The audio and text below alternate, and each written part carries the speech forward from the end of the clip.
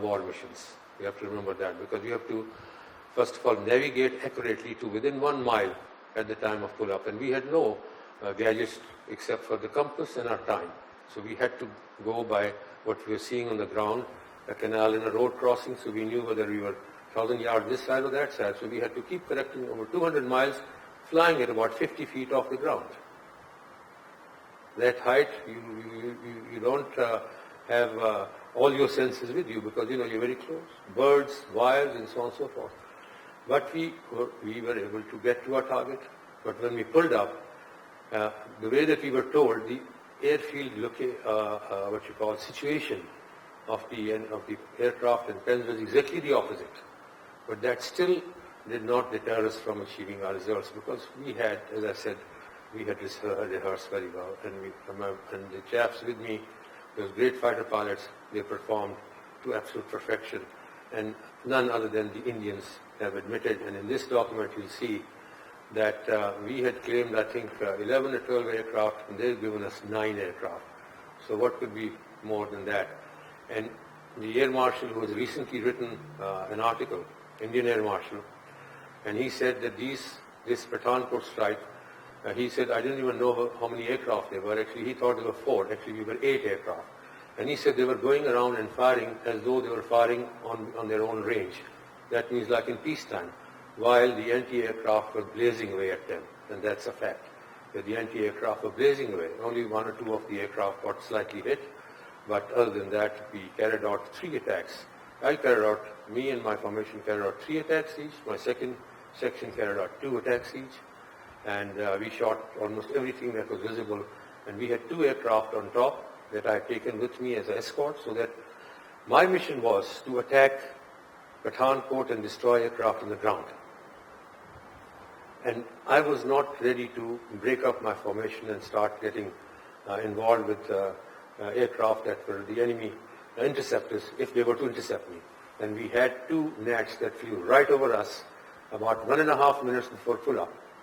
And my heartbeat went, my adrenaline really went, and I said, God Almighty, Allah, please, blind them or do whatever. And that's what happened. And somebody tried to transmit, but I blocked his transmission. So I had these 2 aircraft on top to tackle anybody who would disturb our flight, because our mission was to go and attack. But fortunately, they missed us. After nuclearization of South Asia, the war pattern is certainly going to be different than it was in 65 and 71. What do you think are the challenges to Pakistan Air Force after nuclearization process in the subcontinent? I personally think that we, the perceptions differ from reality. Has there been a nuclear war so far? There have been so many opportunities for America to use nuclear weapons. I think that we were almost missile to missile, few 100 yards away. But I think that both countries understand that a nuclear attack against the other is going to mean almost destruction of half of the world because of the nuclear fallout. And also, nothing would be achieved. But as a deterrent, it's a fantastic thing. But within that deterrent, within that strategic deterrent, we must not lower our guard. We must remember that the Pakistan Air Force will be the first and the one that immediately to react to any threat or any aggressor. And this Air Force must be ready.